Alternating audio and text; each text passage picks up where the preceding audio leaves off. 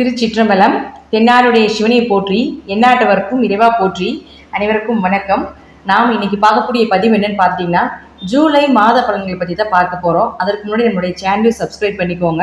Bell பட்டனில் all அப்படின்னு சொல்லக்கூடிய பட்டனை கிளிக் பண்ணிக்கோங்க. அப்போ தான் நம்ம போடக்கூடிய அனைத்து பதிவுகளுமே உங்களுக்கு உடனுக்குடன் வந்துகிட்டே இருக்கும். இந்த மாதம் ரொம்ப சிறப்பான மாதமாக இருக்குது. குருவும் செவ்வாயும் சேர போகிறாங்க. குருவும் செவ்வாயும் சேர்ந்தால் குரு மங்கள யோகம் அப்படிங்கிறது உண்டு. இந்த குரு மங்கள யோகம் அப்படிங்கிறது சுப நிகழ்ச்சிகள் செய்வதற்குண்டான அமைப்பு, பெயர், புகழ், மதிப்பு இதெல்லாமே கொடுக்கக்கூடிய ஒரு அமைப்பாக இருக்கும் இந்த குரு மங்கள யோகம்.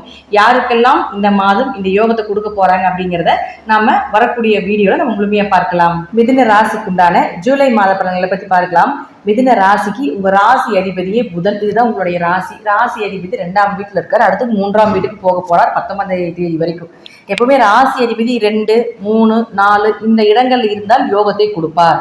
அப்ப ஜூலை மாதத்துல பாருங்க, 19ஆம் தேதி வரைக்கும் 2ஆம் வீட்டுல இருக்கார். அப்ப 2ஆம் வீட்டுல 20ஆம் தேதி வரைக்கும் நம்ம கணக்கு எடுத்துட்டாலும் கூட ஏகதேசமா பண வரவு, குடும்ப ஒற்றுமை, உங்க பேச்சுக்கு மரியாதை இதெல்லாமே நிச்சயமா கிடைப்பதற்குண்டான வாய்ப்புகளும் உண்டு. அவரே 4ஆம் அதிபதியாகி 2ஆம் வீட்டுல இருக்கிறதுனாலயும் ஏதாவது இடம் ஏதாவது விற்கிற மாதிரி இருக்கீங்க, வண்டி வாகனங்கள் விற்கிறீங்க, அதாவது ஒரு விரயங்கள் பண்ணணும் அப்படிங்கிறது இந்த மாதத்தினுடைய அமைப்பு. ஸோ அதற்கு ஏதாவது உங்களுக்கு வாய்ப்புகள் இருந்தால் இந்த மாதம் நீங்கள் செய்யும் பொழுது நிச்சயமாக நீங்கள் எதிர்பார்த்ததை விட ஒரு நல்ல அமௌண்ட் கிடைப்பதற்குண்டான வாய்ப்புகளும் உண்டு. புதியதாக வாங்குவதற்குண்டான வாய்ப்புகளும் நிச்சயமாக ஏற்படுத்தி கொடுப்பார். அதே போல உங்களுக்கு 3ஆம் அதிபதினு சொல்லக்கூடிய சூரியன் பாருங்க, உங்களுக்கு லக்னத்திலே இருக்கார் 16ஆம் தேதி வரைக்கும். பொதுவாக 3ஆம் அதிபதி லக்னத்தில் இருந்தாலே காரிய ஜெயம் உண்டாகும், தைரியம் அதிகரிக்கும். உங்க யாராவது உங்களுக்கு ஹெல்ப் பண்ணக்கூடிய ஒரு சூழ்நிலைகள் வருவாங்க. ஏதோ ஒரு விஷயத்துல நீங்க தடுமாறி நிற்கக்கூடிய ஒரு காலத்துல கூட ஏதாவது ஒரு விஷயத்துல இந்த சூரியன் மூலமாக உங்களுடைய நண்பர்களோ அல்லது உங்க உறவினர்களோ மேக்சிமம் பாத்தீங்கன்னா 3ஆம் இடங்கிறது உங்களுடைய கூட பிறந்தவங்கன்னு சொல்றோம். அப்ப அவர்களுடைய உதவிகளும் நிச்சயமாக கிடைப்பதற்குண்டான வாய்ப்பு உண்டு. எங்க போனாலும் பெயர், புகழ், மதிப்பு உண்டு. ஏன்னா சூரியன் அப்படின்னு சொல்லக்கூடியவர் புகழையும் பெயரையும் மதிப்பையும் ஒரு வளர்ச்சியும் கொடுக்கக்கூடிய கிரகமாக இருக்கிறதுனால அவர் 3ஆம் அதிபதியாகி லக்னத்தில் இருக்கிற வரைக்கும் உங்களுக்கு பெயர், புகழ் உண்டு.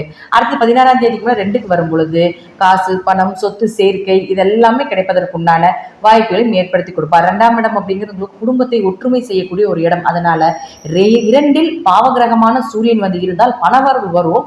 ஆனா குடும்பத்துல பேச்சுவார்த்தையில கொஞ்சம் கவனமா இருங்க. தேவையில்லாத பேச்சுக்கள், உங்களையே மீறின பேச்சுக்கள் இதெல்லாமே வரும். அதனால கொஞ்சம் கவனமா இருந்து செயல்படுத்த வேண்டும். அடுத்தது பாருங்க, உங்களுடைய ராசிக்கு குரு வந்து உங்களுக்கு 12ல இருக்கார். 7ஆம் அதிபதி, அதாவது மிதுன ராசிக்கு குரு மறைஞ்சால் மிகப்பெரிய யோகம். குரு பார்வை விட, குரு நல்லா இருக்கிறத விட குரு மறைந்து இருப்பது மிகப்பெரிய யோகத்தை ஏற்படுத்தி கொடுக்கும்.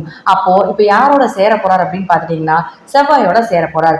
செவ்வாய் யார் உங்களுக்கு 11ஆம் அதிபதி. அதனால 11ஆம் அதிபதி வந்து உங்களுக்கு 12ல சேரும் பொழுதும் அதே போல 6 12ஆம் வீட்டுக்கு வரும் பொழுதும் கொஞ்சம் கவனமா இருங்க. மருத்துவ செலவுகள் உண்டு. நீங்க சேர்த்து வச்ச லாபங்கள் கொஞ்சம் தேவையில்லாத விரயங்கள் ஆவதற்குண்டான வாய்ப்புகள் உண்டு. ஒன்னா ஹாஸ்பிட்டல் செலவு வரும், அல்லது தேவையில்லாத ஏதாவது விரைய செலவுகள், அல்லது கோவிலுக்கு செய்ய வேண்டிய ஒரு சூழ்நிலைகள் சுப செலவுகளாக வர்றதுக்குண்டான வாய்ப்பு உண்டு. ஏன்னா குருனா சுப செலவை தான் நம்ம மேக்சிமம் ஃபர்ஸ்ட் சொல்லணும். 90% குரு அப்படின்னாலே 12ஆம் வீட்டுல இருந்து அவங்க வந்து கோவிலுக்கு, ஆன்மீகத்துக்கு, தான தர்மங்கள் செய்யறது இதைத்தான் செய்வாங்க. வீட்டுல ஏதாவது சுப நிகழ்ச்சிகள் நடப்பதற்குண்டான வாய்ப்பு தான் சொல்லும். அதனால இந்த மாதம் அதை நடப்பதற்குண்டான வாய்ப்புகளையும் கொடுப்பார். ஏன்னா 11ஆம் அதிபதினு சொல்லக்கூடிய செவ்வாய் அப்படிங்கிறவர் உங்களுக்கு லாபத்தை கொடுக்கக்கூடியவர். அப்போ உங்க கையில் இருக்கக்கூடிய லாபம் 12ஆம் வீட்டுக்கு வரும்போது அது விரயமா மாறும். அப்போ ஏதாவது ஒரு சுப விரயங்களோ ஏதாவது நீங்களே பண்ண வேண்டிய ஒரு சூழ்நிலைகளை கூட ஏற்படுத்தி கொள்ளுங்கள் அப்படிங்கிறத நான் சொல்லக்கூடிய ஒரு சின்ன அட்வைஸா இருக்கு. மிதுன ராசிக்கு இந்த மாதம் பண வரவும் உண்டு, அதே போல அதற்கு ஈக்குவலாக விரயங்களும் உண்டு அப்படிங்கிறத தெரிஞ்சுக்கலாம். 12ஆம் இடத்துல குரு இருந்து குருவும் செவ்வாயும் சேர்ந்து இருக்கிறதுனால செவ்வாய்னா உங்களுக்கு கட்டுமான பணி அப்படின்னு நம்ம சொல்லுவோம். அப்போ குருனா கோவில்னு சொல்லுவோம். அப்போ கோவிலுக்கு ஏதாவது கட்டுமான பணி உதவிகள் செய்யும் பொழுது தேவையில்லாத விரயங்கள் குறையும் அப்படிங்கிறது முற்றிலும் உண்மையான ஒரு விஷயமாக இருக்கு. உங்க ஜாதக ரீதியா தசாபுத்திப்படி நான் சொல்லக்கூடிய கருத்துக்கள் சிறிது மாறுபடலாம். நன்றி. மீண்டும் ஒரு நல்ல பதிவில் சந்திக்கலாம். திருச்சிற்றம்பலம், தில்லையம்பலம், ஸ்ரீ நரசிம்மர் திருவிழி சரணம். கடவுள் அருள் டிவியை பார்த்தமைக்கு நன்றிகள். மேலும் இது போன்ற தகவல்களை தெரிந்து கொள்ள கடவுள் அருள் டிவியை சப்ஸ்கிரைப் செய்யுங்கள். மறக்காமல் பெல் ஐக்கானை கிளிக் செய்யுங்கள்.